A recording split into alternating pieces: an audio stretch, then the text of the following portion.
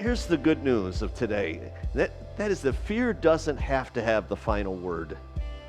Jesus does. God uses ordinary people to tell the greatest news. These women are overwhelmed, but eventually they told the disciples.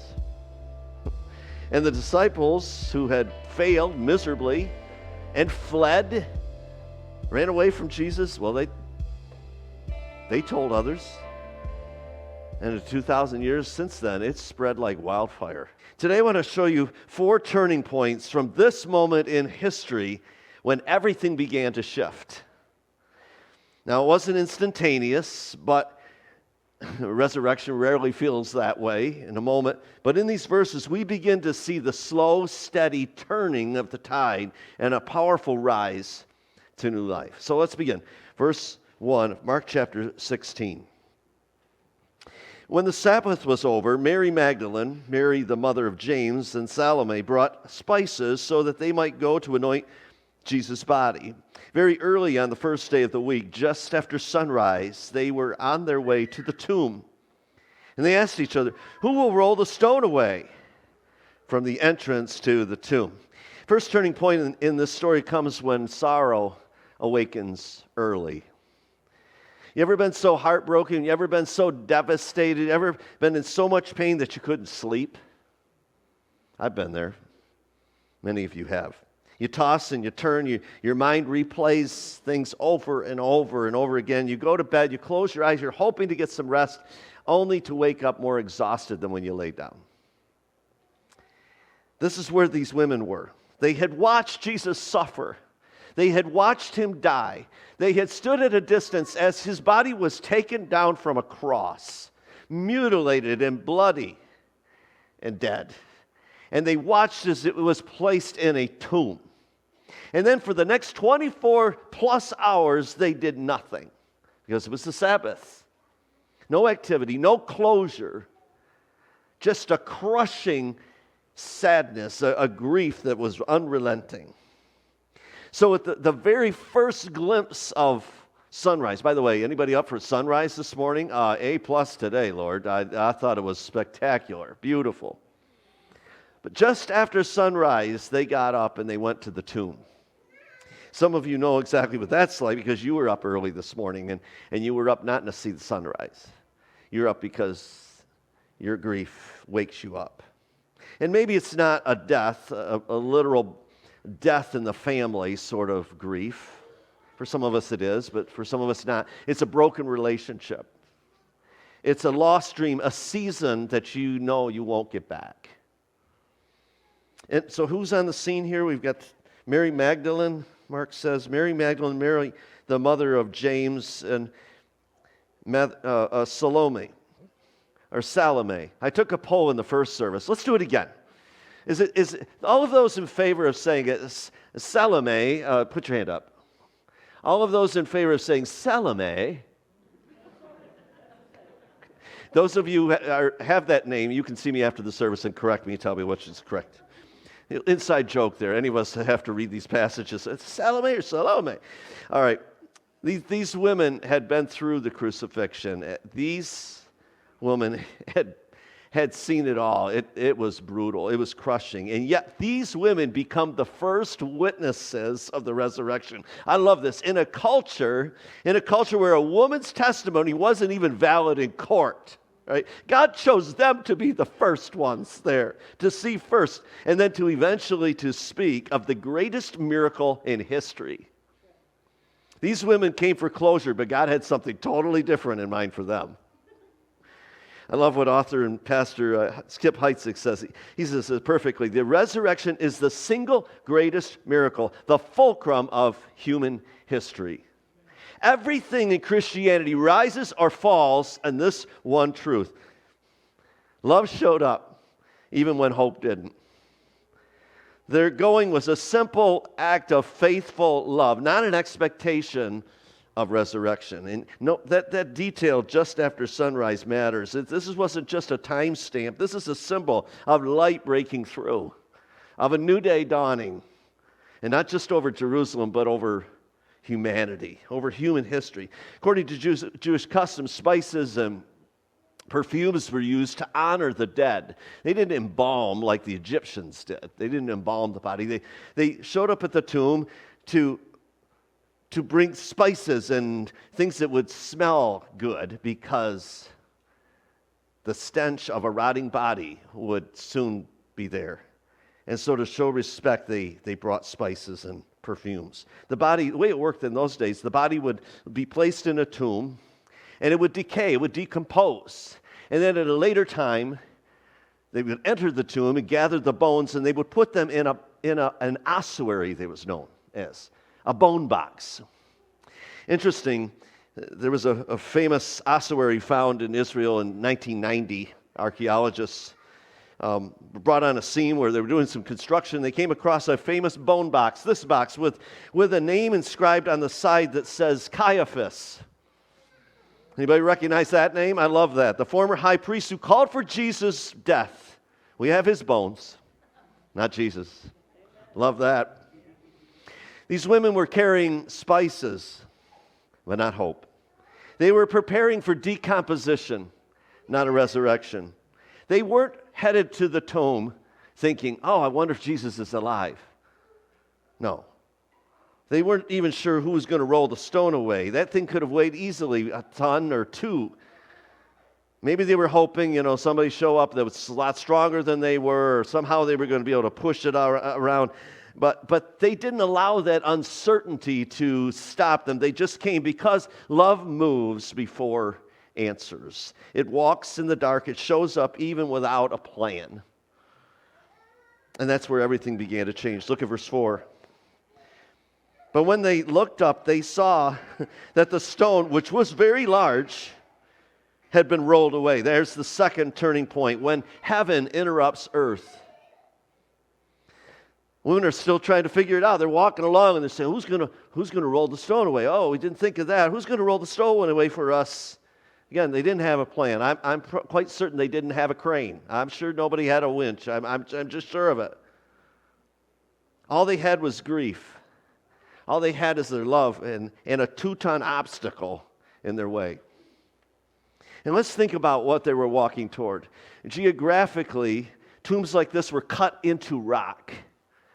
There was a sloped trench along the front where a large stone would be rolled downhill through that trench and then be placed across the tomb. So the whole idea of moving the stone, that would be an enormous task to move that out of the way. The point was that they were constructed in such a way that stone wouldn't be able to be moved easily. Politically, Matthew's gospel tells us that the tomb had been sealed by Roman authorities. It was guarded by soldiers. You read about that in Matthew chapter 27.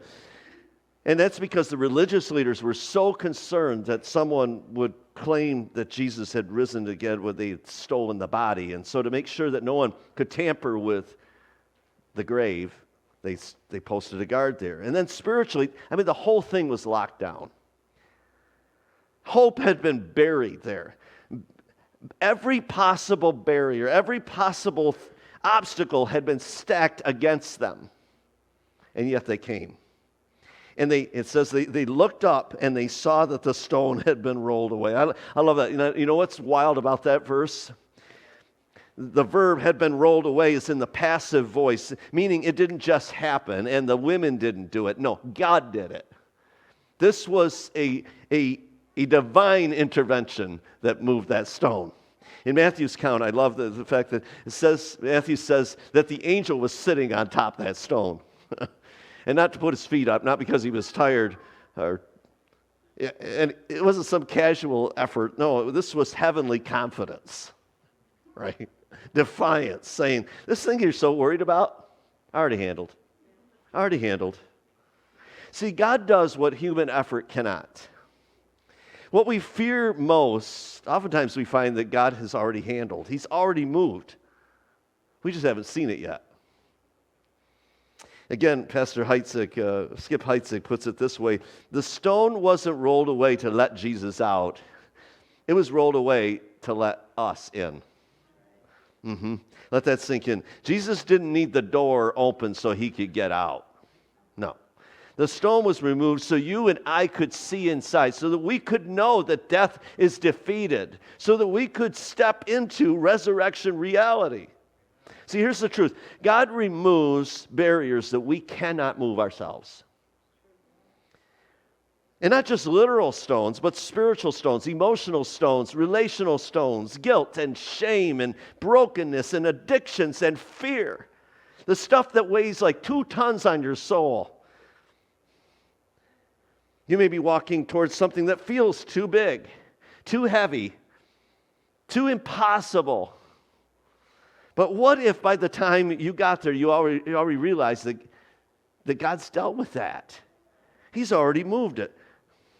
See, that's the kind of God we serve. That's the kind of power that enters the equation when heaven interrupts earth. Here's point number 3. When an empty tomb says everything.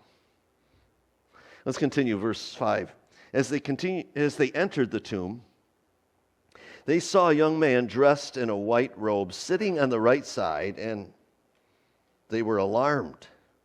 Yeah, alarmed would be an understatement. The Greek word is ekthambeo. It means to be overwhelmed, to be stunned, to be emotionally shaken. These women, this wasn't some calm, peaceful, serene thing, their reaction. They were undone. This was a staggering sight they were trying to take in. And so their first response was not singing, it was trembling. They were freaking out. The first, we pictured the first, Easter, the resurrection morning, with hallelujahs and lilies and all that. This was sheer terror. This was sheer terror. And let's be honest, you know what? Some of us are still there. We're still in that place. We're still stunned by the idea that Jesus could be alive. We're still stunned by the possibility that Jesus could be present and could be calling us forward. Verse 6.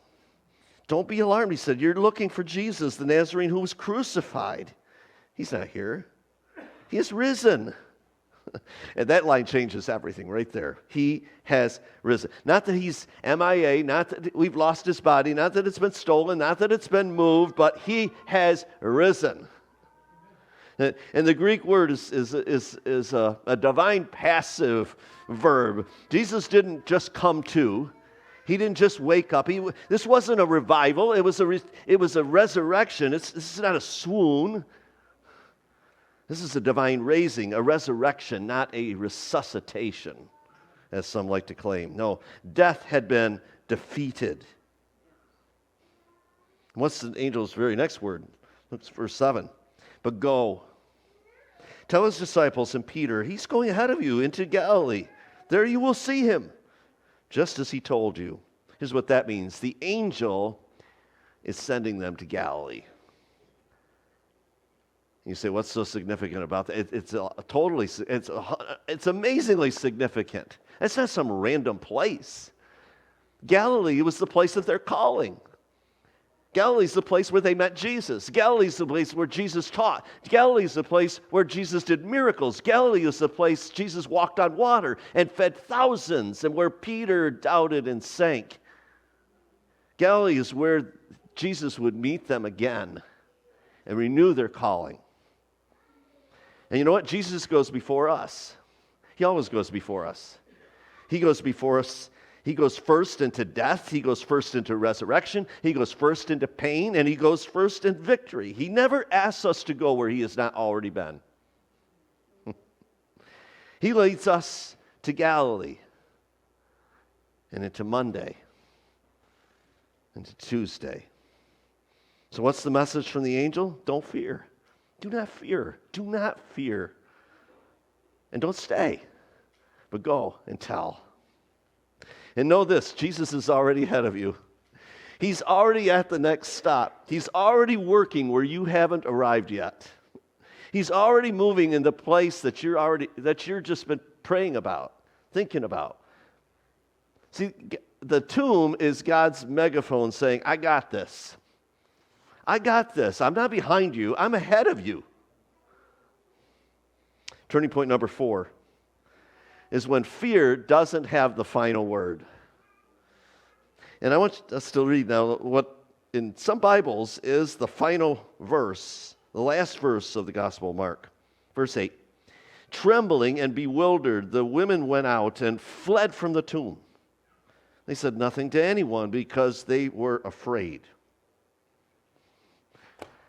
That would be a strange way to end a gospel, isn't it? I mean, trembling, bewildered, afraid. Not exactly the victorious tone that you're expecting from the greatest miracle in history. Now, your Bible may have a note, as mine does, that the earliest manuscripts do not contain verses 9 to 20. And that's true. And so these details have been added perhaps later by those who have edited and copied and so on the gospel account, the gospel scrolls. And so scholars believe, and I agree with them, that likely what has happened is the ending of the Gospel of Mark has been lost. You say, lost? How would that happen? Well, you understand that these were written on scrolls. So if you think about a long sheet of paper rolled up, right, what's on the outside of the scroll would be the last thing that was written. So over time, that section was lost. But I also agree with the majority of the scholars that can't possibly be the ending. That would be too abrupt. I mean, this is like the ultimate cliffhanger here. So this is what we can say about the ending of the Gospel of Mark, and that is, it may seem to stop here, but the mission sure didn't. No, resurrection power overcame their trembling hearts, their bewilderment, their fear. All of that didn't stop these women. And how do we know that? Because you're here, and I'm here. Someone told someone who told someone who told you, and who told me. And that's what resurrection does. It demands a response. It doesn't leave us passive, just sort of taking. It's stunning. It stuns us. It confronts us. And it calls us forward. The Greek words here are powerful. Tromos, which is trembling. And it speaks of ecstasy, of astonishment, of stunned wonder. This is the same emotional reaction. We've seen it again and again and again throughout the Gospel of Mark as we've been studying these last few months. Mark chapter 4, when Jesus calms a storm, people are stunned. Mark chapter 5, when he healed a demon-possessed man. That was crazy, stunning, unbelievable. Mark chapter 6, when he walked on water, same reaction. In every one of those stories and more, fear gives way to faith, but not without a moment of shock first, of bewilderment, of just stunned amazement. And maybe that's where you are today. You're not leaping for joy. You're still wondering, could this be true? Could this possibly be true? Could Jesus actually be alive? Could he actually be present and calling me?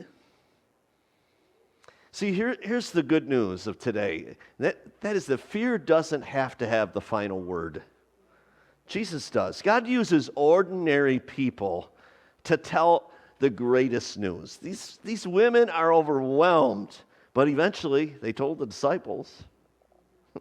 And the disciples who had failed miserably and fled, ran away from Jesus, well, they told others.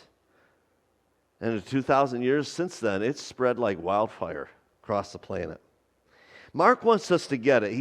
He's told the disciples, Jesus has told the disciples again and again and again that he would suffer, that he would be killed and that he would rise again. But they didn't get it. They didn't understand. They probably thought he was talking in some sort of a parable again or a riddle of some sort. But he wasn't. He was giving them the truth. And now Mark is giving you the truth. The tomb is empty.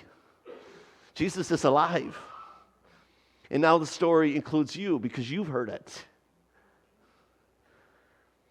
You don't have to have it all figured out to have faith. You may still be trembling, but the risen Christ is so far ahead of you. He's where you have not been yet. And he's not done telling the story. And he wants you to be part of it. So, now we come to a time when most Sundays, I've given the church family a few weeks off. If you're not new, or if you're new to us and you haven't been here before, we do something, some people think it's kind of corny. I take flack for this. But we ask what I call the most important question of the day. And we do it together. So help me out on 3. Take a deep breath. 1, 2, 3. So what? Thank you. Appreciate that. So long ago, 2,000 years, right? Women in a tomb, an angel, empty grave. Seriously, what difference does this make for you and me today, right now? Check it out. Siri's talking to me. Silence. That's hilarious. Let me give you 4 things I've written down for what this means for you today. Isn't that classic, Danielle? Number 1, I can bring my grief to a risen Savior. Some of you walked in this morning, and my heart grieves for you because I know that you're carrying sorrow.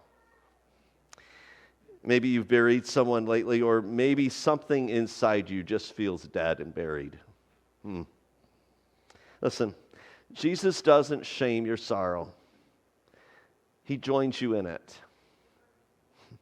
He meets you in it. The empty tomb means he's alive and he's present with you today. He's not distant. He's not cold. He's not hands off. He's right here with you. And he's strong enough to carry whatever you're carrying today. Number 2, you can trust God to move the stones that you can't move. Some of you are facing a situation that feels like a 2-ton weight on your soul. A 2-ton boulder that's standing in your path. It may be a financial hole that you find yourself in, or maybe a relationship that's broken, an addiction that you can't shake, an anxiety that you can't name. I don't know what it is, but you're walking toward it, and you're unsure how in the world that thing is ever going to move. But what if by the time you got there, you found out that God had already moved it first? What if the stone that you're worried about has already been handled? See, here's the truth. We can trust him with the things that we can't fix. Number 3, you and I have a message worth sharing. Yes, we do. This story is not meant to stay in a tomb. It's not meant to stay in a church. The angel said, go and tell. And the beauty is God doesn't need a preacher with a polished message. He uses ordinary people. These women were trembling. They were fearful, and yet they went. The disciples had failed and fallen on their faces, and yet they still spoke. Who in your life needs to hear about Jesus and that he's alive? Who's waiting for someone, maybe you, to tell them? You don't have to be perfect. I think this is one of these times where you just need to show up. You just need to be willing, and God will meet you there in that moment. Number 4, the news today tells us that we can rise to new life. And this is the final invitation. Not to just believe that Jesus rose from the dead, but to rise with him. To stop living like he's still in a tomb.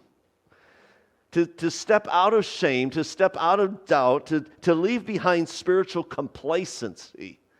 And to say, Jesus, I want to walk in your resurrection power. And not just someday, but today, starting right now. Because I'm telling you what, this is not just a Resurrection Sunday message that we're looking at. What we're being called into is a resurrection lifestyle. Again, you can bring your grief to a risen Christ. You can trust him to move the stones you can't. You can You have a message worth sharing, and you can rise to new life starting right now.